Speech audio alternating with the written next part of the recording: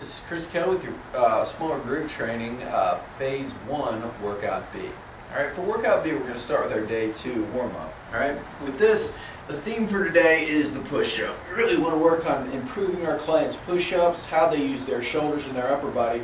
And in order to do so, the first drill that we're going to utilize is a floor arm sweep. Alright, with the arm sweep, I'm going to place, I want to get this neutral spine. So again, cue my clients to arch their back, press their back down to the ground, and then kind of find this middle position. I'm going to place my hand against under my butt here.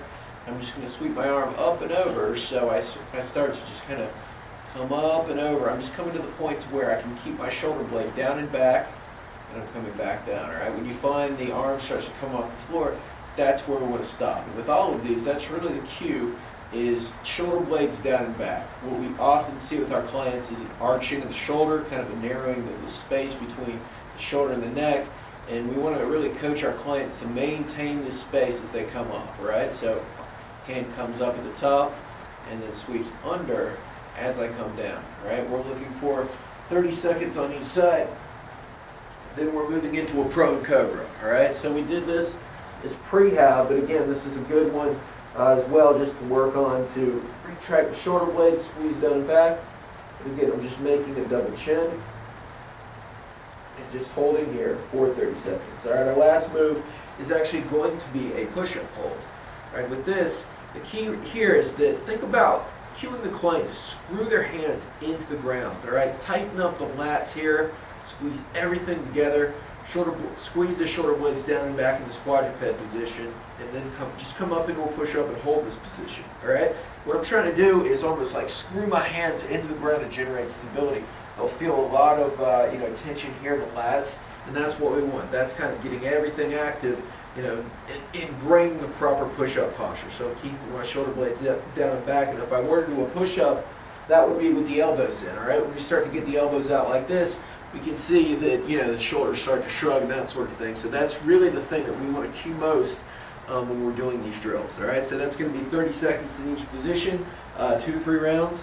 Then we're going to move on to our ab circuit. All right, with this, again, we're trying to ingrain the push-up. No better way to do that than with planks. All right, with this, again, cue the client to screw into the ground here. We're just going to perform a plank arm. So with this, I'm just coming up, holding, coming down, just a slight movement off the ground.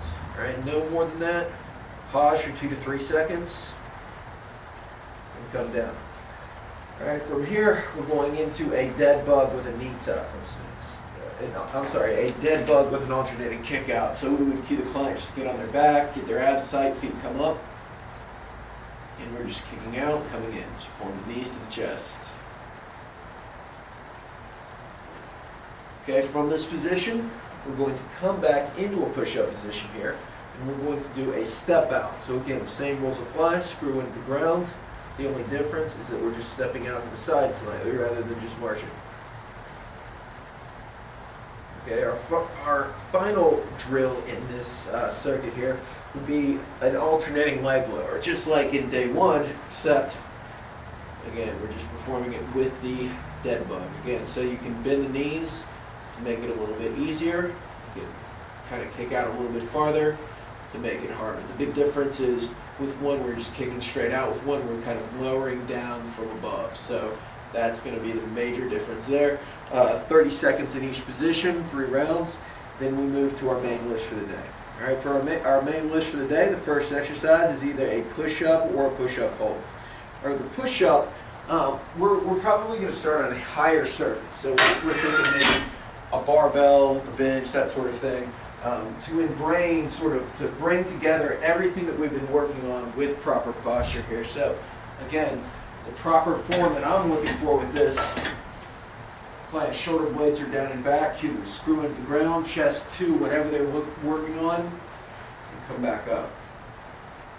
All right, from here, we can actually superset a hold on a lower surface. All right, so we could go to the ground where there's holding and just maintaining holding to failure there. So we're working on technique as well as strength at the same time. All right, so that's a good way to do it. If the client can get more than 6 to 8 on a bench, move to a lower step until eventually the goal would be to get to the floor.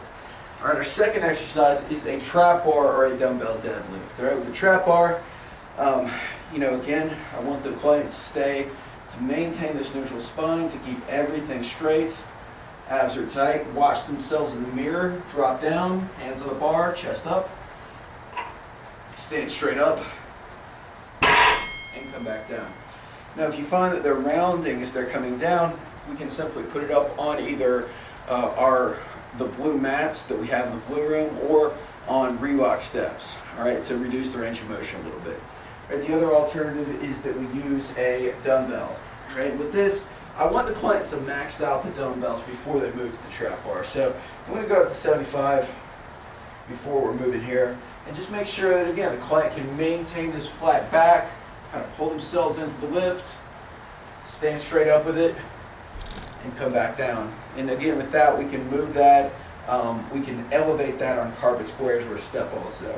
All right, for our filler exercise for this day, all right, we have band stirs. Okay, with the band stir, we just place several resistance bands around our dumbbell racks here. Just get out, abs are tight, and we stir. All right, we can move it in to make it easier. We can walk it out to make it harder. To make it even easier than that, what you can do is just loop one handle around the other here and just walk it out a bit more.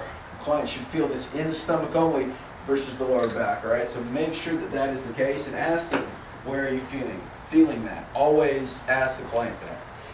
All right, now, moving on to our circuits. So we have 6 to 8 reps for each exercise.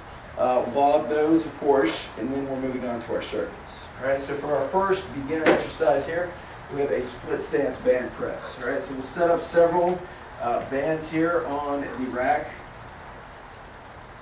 Just come into the split stance position. Get the abs tight.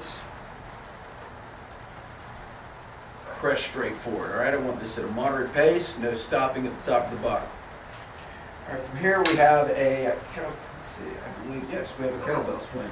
Again, with the kettlebell, chest is up, just initiate the swing under the hips. Use the hips, generate power, push down at the top.